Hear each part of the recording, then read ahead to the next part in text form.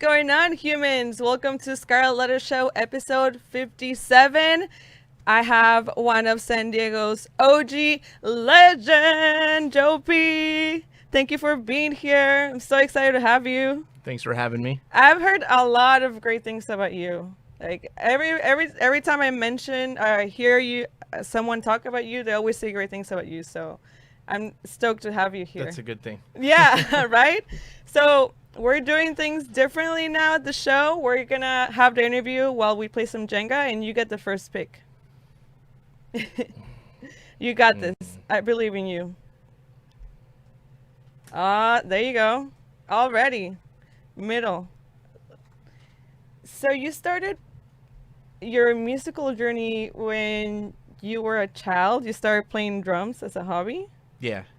How did you get started with that? Were your parents musical, or did you just where did you get the inspiration to play drums? When I was young, my mom told me that she was a drummer in school, so I decided I wanted to be a drummer as well. Oh, got it from mama. Yeah, totally. That's pretty cool. Do you play other instruments? I played bass for a year in a band, but I was really into percussion a lot more. Yeah, and you played in a lot of bands, right? Yeah, I was in a few bands.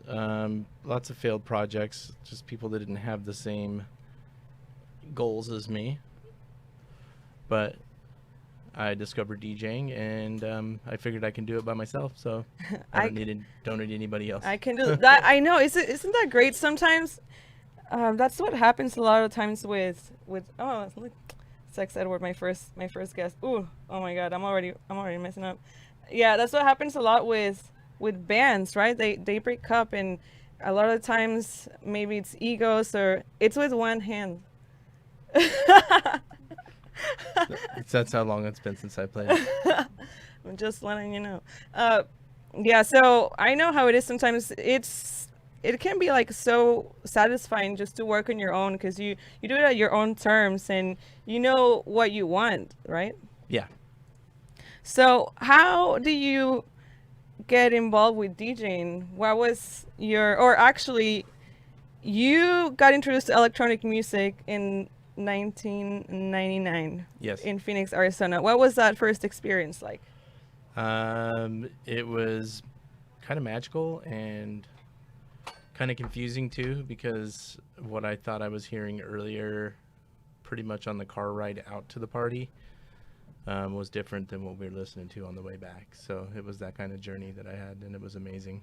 Really? So what genres were you listening to on the ride, and then when you got there? It was like a mixture of progressive and trance and stuff like that, back when progressive was a bit harder and darker. Mm-hmm. So, yeah.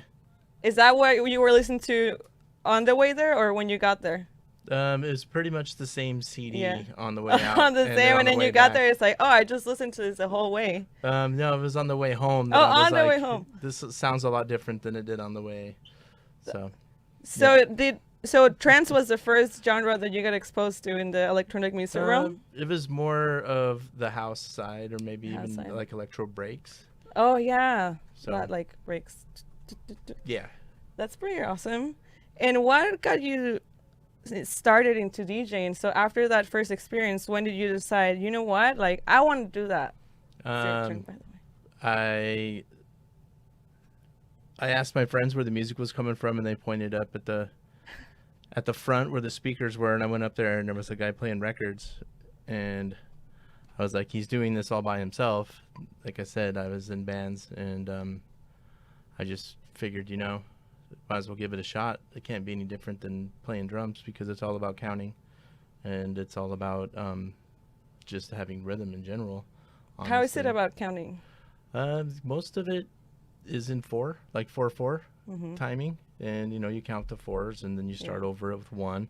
Then there's multiples of 4, so the 16 to 32, the 64. Okay. Yeah, I don't know a lot about music theory, so this is kind of new to me. I've learned some stuff, but it is about numbers. Yeah, it really is. Sometimes a producer will throw in a little trick and have it come in on the 2 or something like that, but for the most part, it always comes in on the 1, and it's 1 and 3. So do you actually pay attention, for example, when you mix, do you think it's important to mix in key? Or do you go by feel? Is it It- more technical or more by feel? It's kind of to me, it's a little bit of both. But I like to play. I gear my DJ sets more for the dance floor. Mm-hmm. So sometimes you just kind of have to like drop a track that's you feel that's gonna move the dance floor a little bit better than another track, and sometimes it's not exactly on key, but you make it work, and the crowd seems to react. So Yeah, you just gotta mix it. yeah, totally. Try to do the best But that you can. As long as you're doing it on purpose and not just accidentally just Yeah, like playing a bunch of stuff out of key, then I feel that it can work out. yeah, definitely. And how do you think your sound has evolved through the years since you started DJing till now? And Well, since the music seems to be, I don't know, it's gotten a little bit more simpler, a little bit more disposable than it used to be, especially since we're not playing records anymore. I think it's supposed to go in the Is middle. it supposed to go in Yeah. there? Hey, there you go. So You said the music is more disposable? How yeah, so? it just seems like it's a little bit more disposable now. Like when you used to buy records, it seemed like, I don't know, at least for me, that I valued the music a little bit more because I owned it, and for the most part paid $10 for that one song. Mhm. And it was a physical piece of music that I had of my own, and I would play the crap out of it. And now I will find what's new. I will try to find the newest stuff that I have never heard before, and I will do my best to play it if I like it.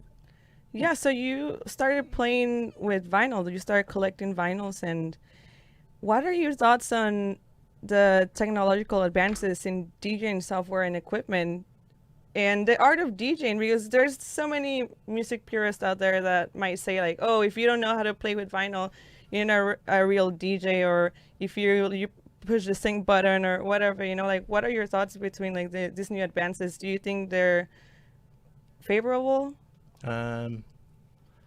I feel that whatever comes out of the speakers is what matters. Yes. Um, Yes. I work a lot of festivals, and I know that people can't see what's going on top of the DJ table, so they could just have their phone plugged in and they could be playing like that. Pretty So much. you don't know what they're playing, especially at the big festivals, unless you're like literally right there with them. Yeah. So honestly, yeah, to me it doesn't matter. It's just whatever moves the people is, to me, the dance floor is the most important. Is way more important Oh. than trying to impress another DJ or another producer or It's the other way. even your friends. Yeah, there you go. I'm horrible, Jenga. Scarlett's a stickler for the rules here, man. I Hey, know, I'm hey. like, no. I know. Yeah, and Mr. Mike, he knows what's up. I'm always like, "Ooh." But because I don't want to do it too. I don't want to cheat. So we're all gonna play the same way. Okay, I want to know, what is like one mistake that you see up and coming DJs doing, in your opinion? Honestly, I hate to sound like an old man, but a lot of them party way too hard before they DJ, and it affects their performance whether they think so or not. But like I said, I've said 100 times, to each their own, and if they feel like they need to do that, then that's what they need to do. Yeah, I definitely have my opinions about it, because I mean, when I first started DJing, I was way younger. I was like 15, 16, and was DJing at the weddings and house parties, and yeah, oh my god, oh no, and yeah, you got this, yes. Yeah, so I was DJing at an early age, and the alcohol was available, and yeah, I was definitely drinking a lot. But then now that I'm like deeper in the scene and I'm doing a lot of different things, I feel that I value the environment, and then my image and my work, and I want to deliver. Yeah. I'm representing myself everywhere I go, so I want to deliver the best job that I can. Yeah. So I that's how I look at it too. A little bit of professionalism goes a long ways. yes, exactly. And you've always got hours and hours after your set to party your butt off. Yeah, definitely.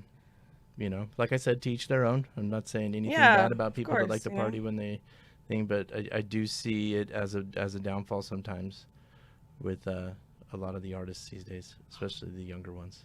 Oh my god. Do you think some artists maybe are DJing for the wrong motives? Maybe they're just doing it just to party and not really because they're passionate, or what do you think it is? I don't really have an opinion on what's the right and wrong reasons, Yeah. you know, because people do what they want, and they do it for however they feel they should. Yeah. You know, I've had friends tell me that they do it for various reasons that I would never even think about doing it, but I've always just been about the music. Oh my god. We're Yeah, getting- you're we're getting good. far. I think you're good. No, you're good. So you've been in the industry for like 20 years, right? Yeah. I mean, on and off. I spent probably about 5, 6 of those, 7 of those years, not so much in the industry because I was, you know, I had my own issues going on, but I never stopped playing. I purchased Serato when it first came out, and it was like a lifesaver to me. So That's amazing. When did you start producing? honestly, I've been messing around with music programs for quite some time. I used to have Reason 3. I messed around with that for a while, but these past few years I've been getting a little bit more serious with it, and there's some things that I still have issues with doing myself. So I do a lot of collaborative projects, especially here. Yeah, and It's- speaking of that, you just released a song with Susio called Black Kooldaid. Yep. Yeah, that EP actually did really good, and honestly, I'm super happy with it. And we've actually got another track that we have another EP coming out Oh, another shortly. EP. It's called Ghosted, and it's got 2 tracks on it, Ghosted and Doors, and we're stoked. It's from a label out of Barcelona called Rim, and they have a few other projects too. That's And, exciting. yeah, we're super excited. What type of vibe is this E EP? One of the tracks is kind of like this party tech vibe, and then the other one is kind of like acidy. Yeah, I'm I like actually- acidy. I'm gonna be playing the acidy one during my set today, Yes. Oh yeah, Yeah. I'm definitely looking forward to that. That's my favorite part. Well, this is great too. This is awesome. I forgot how much I loved playing Jenga back in the day when this just came out. So how is it? so. Is it my turn or your Yeah, turn? it's your Oh my turn. gosh. Yeah. Yep. What is the process like when you collaborate with someone to create a song? You have to like totally vibe with that person to Yeah. come into terms. Yeah, absolutely. Agreement. Usually go over. I've been doing a lot more work with Susio than I have been with anybody else, and Yeah, he's super cool. I had him in the show yeah, before. yeah, he's cool. he's great, and you know, I feel very grateful that he shares his knowledge with me and has me over to do these projects. Oh my gosh, to do these projects, and yeah, it's super grateful, and a lot of it is just spitting ideas, and he has a lot of knowledge on the programs, so Yeah. we tend to like just vibe very well, and he takes, That's amazing. yeah, he's great at, like, if I spit an idea out, he's great at Making it a making reality. making it a sound and making Yeah, it making that happening. sound. Sometimes you're like, I want it to sound like this, wah wah wah, but you don't know how to make it. You And know, then you he's don't know like, how to oh, create it. like this. Like that. There you go. And I'm like, no, just nailed it. So Nailed it. Do you have any type of maybe ritual or process for you to? Oh, damn, that's dangerous. Any type of process for you to get in the zone when it comes to producing?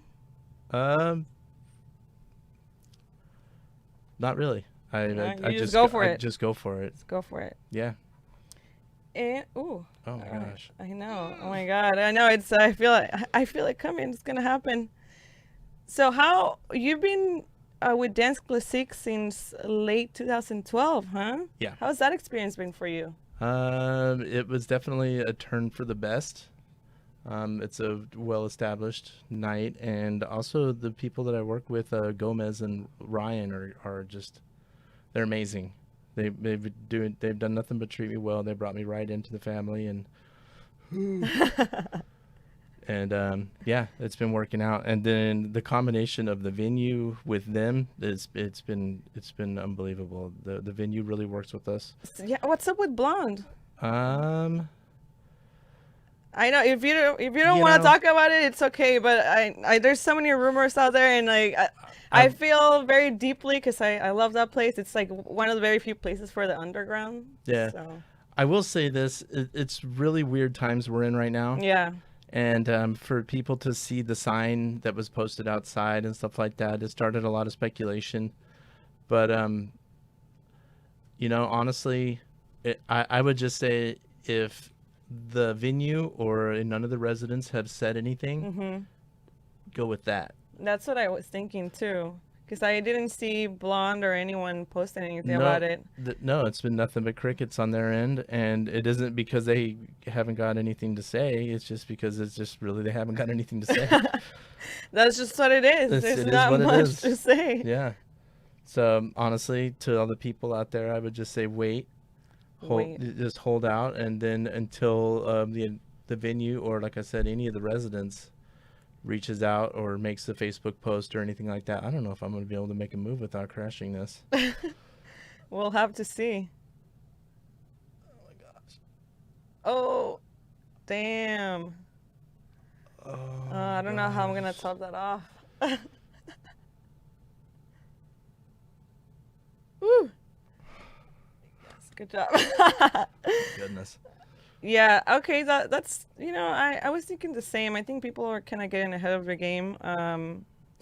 I got a lot of texts like, "Oh my God, did you see what Blonde Ball?" And I drove past it too. I'm like, "Oh my God!" But then at the same time, like you said, no one has really said anything, Blonde Bar or nothing. So we're just gonna have to wait and see. Yeah. Hopefully for the best. Like we hope it's good news eventually, because we don't have a lot of places here. Yeah. For that sound. You know, especially right now. I mean, we've got no places, so it's gonna be kind of Zero a clean. places. We're at a clean slate right now, so. Yeah, how have you been dealing with this whole quarantine, man? Like, I think a lot of creatives are struggling to keep, motivated. But how are you dealing with it? I'm working on a lot more solo projects than That's good. I was before.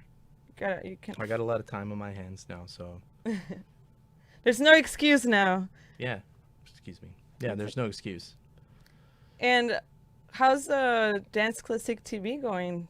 It's far? going good. We got, we don't average a bazillion people every week, but we got a good little base of people that come and join us, and we're doing our best to keep the locals involved, and we got some more LA people involved and stuff too. So That's oh my God. Now I feel your pain, because I don't know how I'm gonna do this. I know. Oh my God.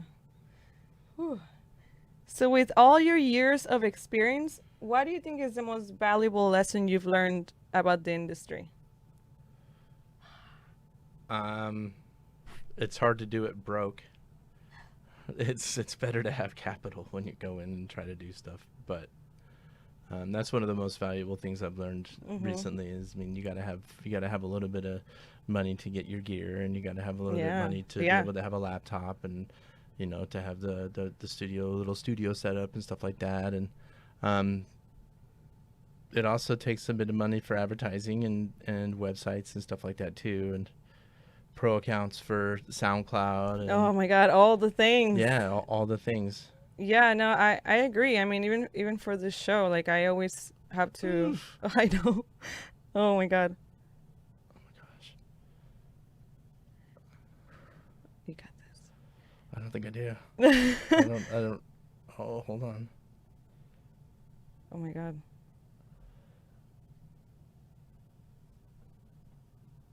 Ballsy move right here. I know. I'm like, everything got really quiet. I'm like, now I'm sweating. Yeah, me too. Do you? Oh my gosh. How? Okay. Do you have a regular 9-to-5 job, or are you like 100% in the industry? I would probably say 70-30 in the industry, because I had to drive Lyft. Oh, okay. I drive Lyft when the jobs are down, but other than doing the DJing thing, I also do stage management production into production Fantastic. for, for like Crossed and for Desert Hearts and stuff like that, and Lightning in a Bottle, all the things that didn't didn't happen. Yeah. I was supposed to be You're there supposed working. to be there. Yeah, so that's one of my things that I've been doing as well. Is I've been working a lot on the stage with the production, working with the artists, and making putting the gear up and stuff like that. That's amazing. You're a well-rounded artist. You do kind of like a little bit of everything, like behind the scenes, and then I'm doing my best. I mean, I really love being around the music, and I do a lot of homework on the artists too. The things that they do, and I talk with them sometimes too, and what's something that you've learned, or something that stood out? As of recently, for sure, it's kind of hard to have all your eggs in one basket right now with this industry because of all this. Yeah. You can make tracks or whatever, and you sell them on Beatport, you're not going to be making that much of an income unless you're just selling thousands of tracks. Yeah. And all the income comes from DJing, from gigs, Yeah, and throwing events and stuff like that. So it's just crazy times right now. So What do you think the future holds for the industry? that's tough to say. It just to me, I think it's kind of pulling a hard reset, and I also feel that the people that aren't cut out for it and that aren't doing it for the music will be the first ones to hop on the 9-to-5 jobs and commit themselves to an office space before this is a whole pandemic or whatever that we're going through is over. Oh my gosh, I'm gonna try this one again. It's gonna fall. And I could feel that there's so much weight balancing on this one alone. yeah, no, I see it too. It's gonna fall right now. Oh my gosh.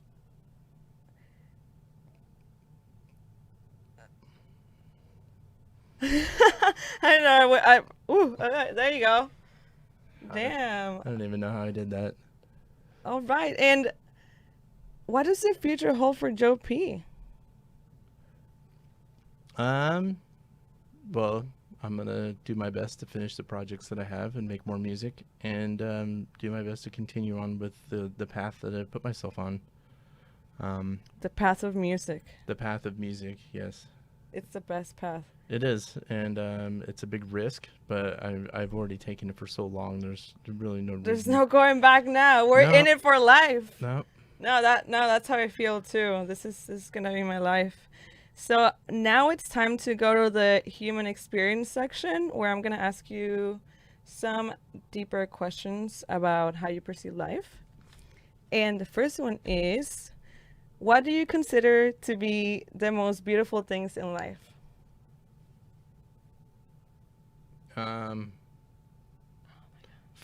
For myself, or Yeah, just for anybody? For yourself, yeah.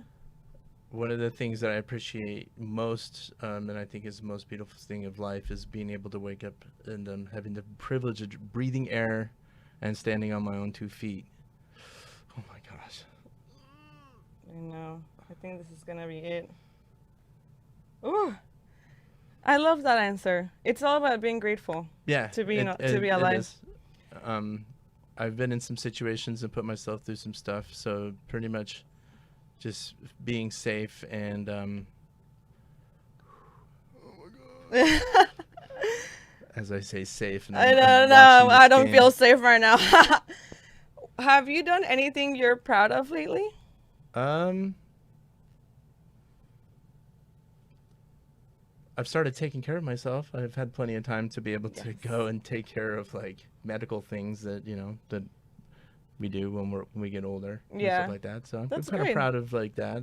I'm proud too. Yeah. Good job. We all gotta take care of ourselves. Yeah, for sure. And that's a lot of personal care for sure. Yeah, it's fantastic. Yeah.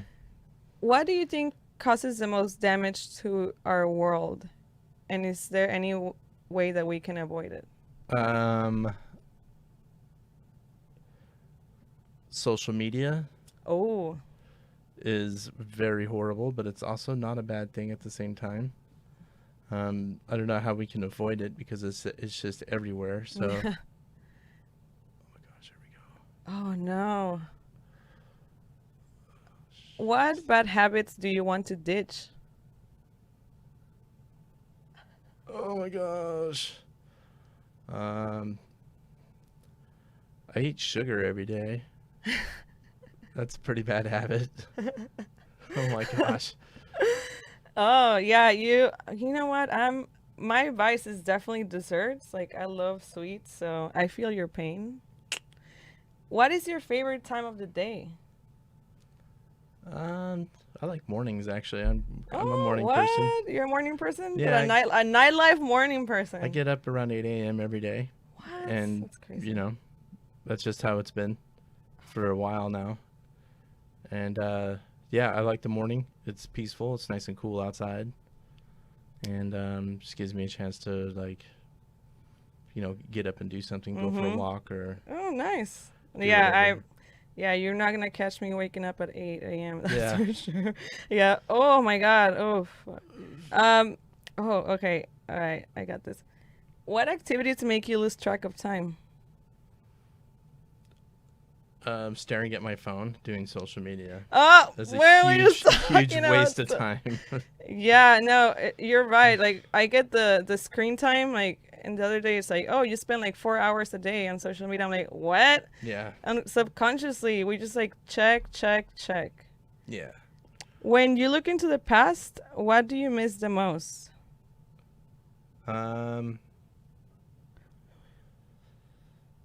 Honestly, I don't miss much from the past. Really? Yeah. I Ah! don't. It happened. No, I know. I've made a lot of changes in my life, and honestly, I'm glad I've left the past where it is.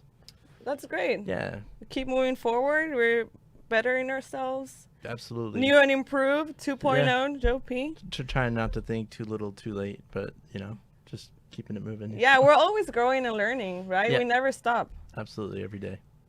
Where do you find peace?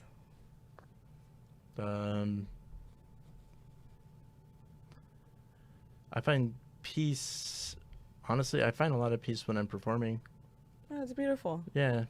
It's your happy place. Yeah, it is my happy place, and I feel really relaxed, and yeah. Fantastic. That's it. So now it's time for the Scarlett Letter. You're going to pick an envelope and open it, answer the question. People always go for the middle one. Again, I love it. And you can keep the envelope. Okay. I stamped it myself, all right? Takes a while.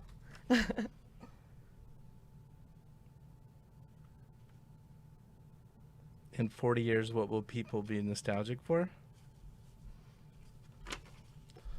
I'm not sure. In 40, what do you mean? Like, Yeah. what will be my nostalgia in 40 years, or people in general? Yeah, I mean, in general, like maybe your generation or like our generation right now.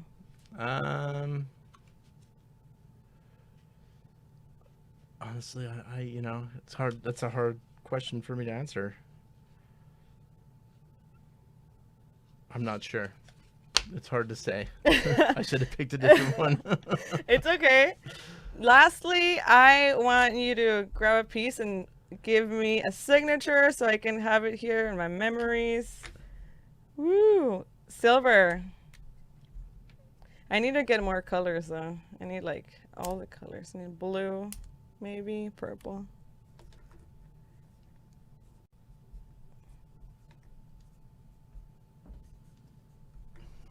Fantastic.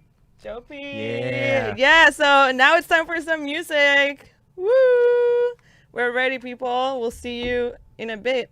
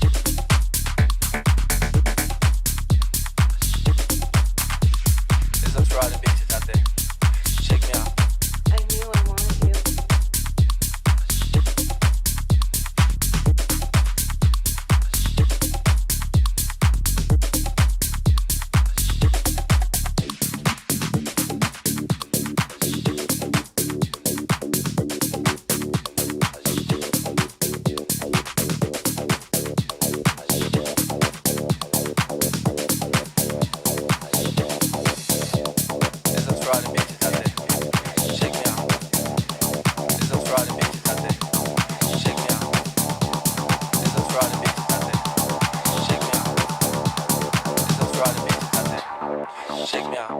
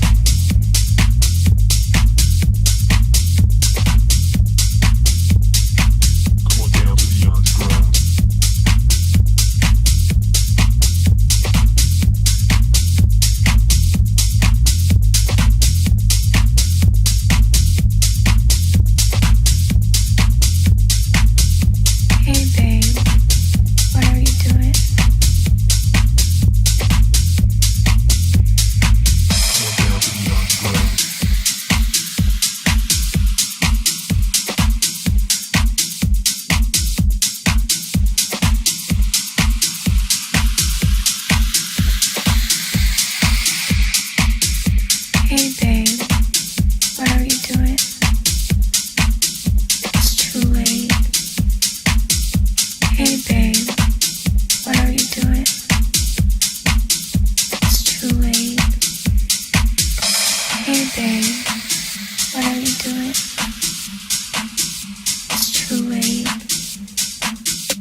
Hey babe, what are you doing? It's too late.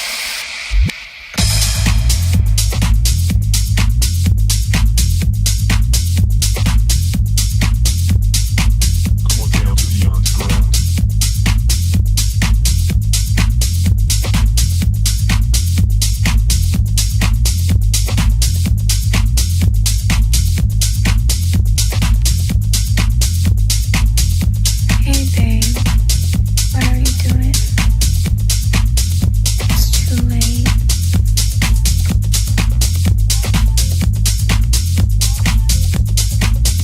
what are you doing? It's too late.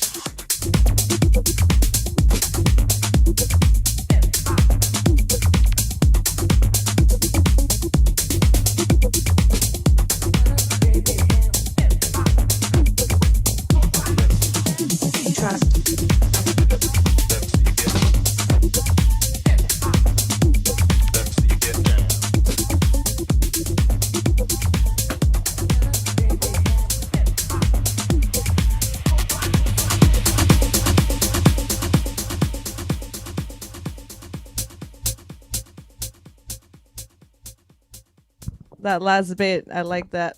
Woo! Was that sick or what? Oh my god.